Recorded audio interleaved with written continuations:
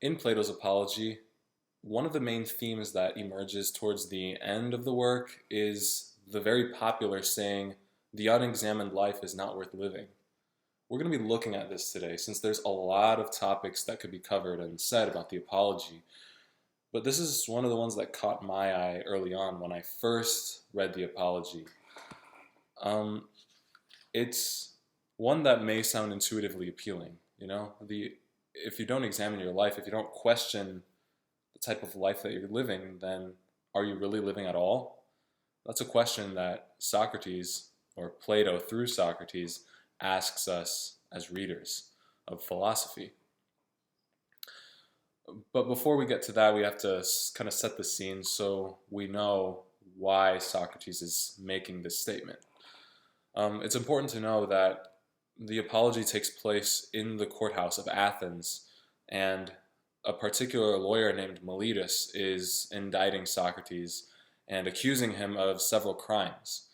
There are two categories that Socrates places these crimes in. One of them are the older accusations, and the other one is the younger accusation. The older accusers, Socrates says, are more dangerous because they've been around longer, they've lived longer. And so Athenian culture has been inculcated with these lies that have been spreading and these rumors that have been spreading about Socrates. The older accusers say that Socrates, quote, is an evildoer and a curious person who searches into things under the earth and in heaven, and he makes the worse appear the better cause, and he teaches the aforesaid doctrines to others, unquote. So this accusation is saying that Socrates acts kind of like a sophist. And now Plato hated sophism because all they did was try to make arguments sound persuasive without any commitment to truth, without finding out what the truth is. It was simple, cunning, deceiving rhetoric, rhetorical tools that were used by sophists to get their students to win arguments for the sake of winning and not for the sake of truth. And they would charge hefty fees in many cases to teach their students this. So that's the older accusation. From there, Socrates talks about how he started asking philosophical questions in the first place. How did he start philosophy? According to Socrates, he started his philosophical mission because of his friend who went to the oracle at Delphi and asked the oracle, who is the wisest man in all of Athens? Or he asked something like, is Socrates the wisest man in all of Athens? And the response from the oracle, which was seen as the mouthpiece of the gods, basically said that no man is wiser than Socrates. And so this left Socrates confused and dumbfounded because he said that he had no wisdom. He didn't have any particular crafts or skills that he was particularly good at. He wasn't a politician, he wasn't a poet, so he didn't have any of those skills where he had to constantly come up with ideas on how to solve problems or how to string together beautiful lines of poetry. He was just an ordinary man, so he was really confused by the oracle. So he decided to prove the oracle wrong. He decided and he told himself that he would go to the people who supposedly had wisdom, or at least who had a reputation for having wisdom, namely the politicians, the poets, and the craftsmen. These are all people who claim to have true knowledge and true wisdom. And so he started out by asking the politicians questions about the policy ideas that they had and what they planned to do to change the laws of Athens or to enforce the laws of Athens.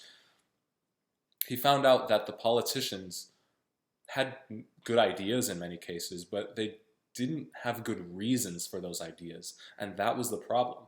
Because if you have no idea what's backing your claim, then you don't really know. You don't have knowledge. It's just an intuition or something else, but it's not knowledge and much less wisdom.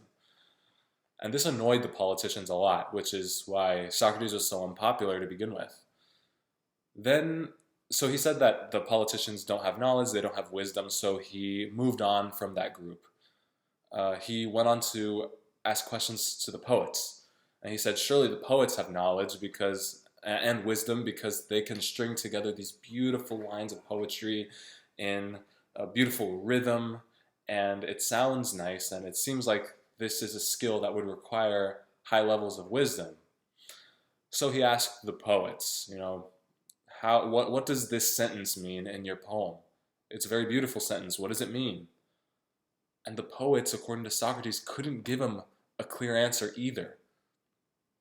Reportedly, it was just based on some inspiration or intuition that they had that drove them to write that, but they had no idea what it meant. So Socrates concluded that, perhaps they are under the influence of divine inspiration, but it's definitely not human wisdom. So he left the poets as well. Then he came to the third group, and the third group were the craftsmen, the potters, the carpenters, people like that. And he said, surely these people must have knowledge and wisdom. At least they have a skill that they're good at.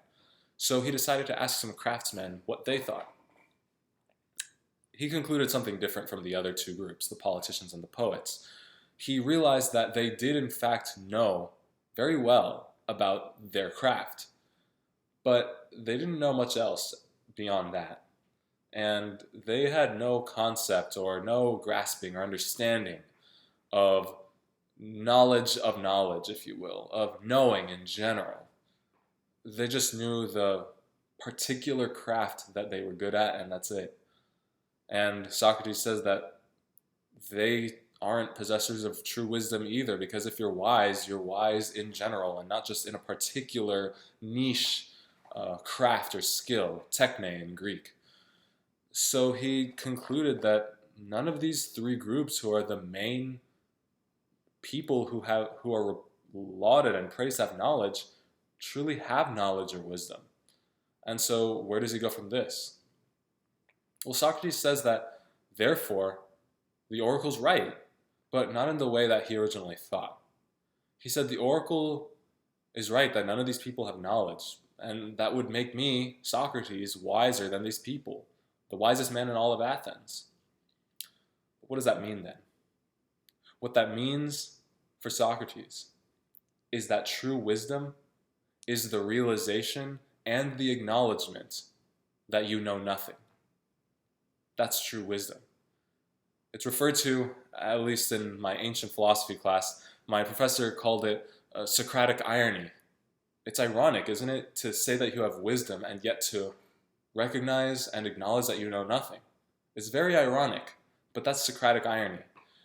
And Socrates saw his divine mission, his purpose in life, that it was to question people and to get them to realize that they didn't know anything.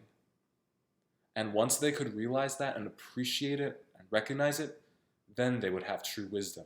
And only then could they say that they're wise. So that's really interesting. And I say all that to get to the concept that I wanted to get to originally, which is that the unexamined life is not worth living. Socrates says, quote, and that the life which is unexamined is not worth living. He says to the people on the jury that they're not very likely to believe this statement.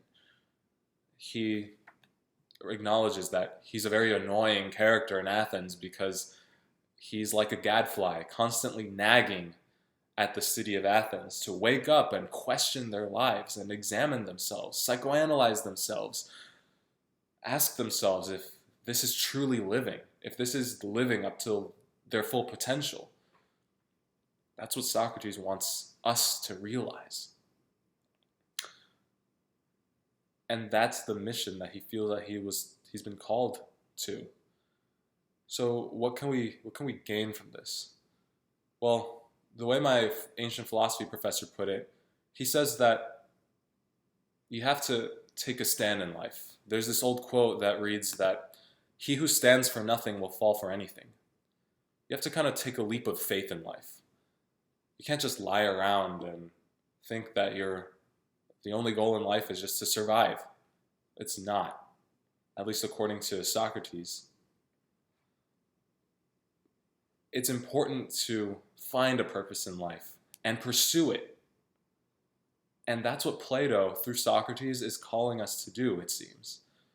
Not to just live life meaninglessly, absent-mindedly, but to question everything, to question reality itself, to question the systems and the institutions and the people and the leaders that seem and claim to have knowledge, but don't.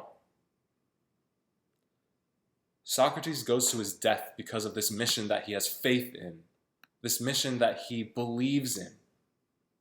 Something to live for and something to die for.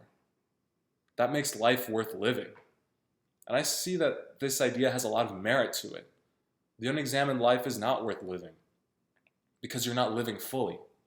Once you analyze yourself and know yourself, as Socrates would say, then you can progress from there and make the most out of your life. But not if you live absent-mindedly. My professor once said to drive car salesmen crazy. I guess they would be like the politicians or poets of today, the people who claim to have true wisdom about this particular niche market, but are really there to deceive you. Ask them questions, he would say. Examine them. See if they really know what they're talking about and if there's true backing to what they say. And if not, then it's up to you to decide whether or not you'll buy that particular car or not, in this example. But I think there's a lot of merit to that. And that's why philosophy is called the love of wisdom, I think. Socrates calls it the love of wisdom. It's humbling to be a philosopher because you constantly have to ask yourself questions to see if your argument actually holds water, if it actually stands to reason. And if it doesn't, then you should either get rid of it entirely or at least modify it. But I think it's important, going back to the idea of Socrates dying for his divine mission, to take a stand for believing in something. And that'll make life much more fulfilling and meaningful. It'll also make life much easier if you ask questions, probing questions of people to see whether or not they have wisdom so that you won't be deceived. And that's just one core concept of what we can learn from Plato's Apology.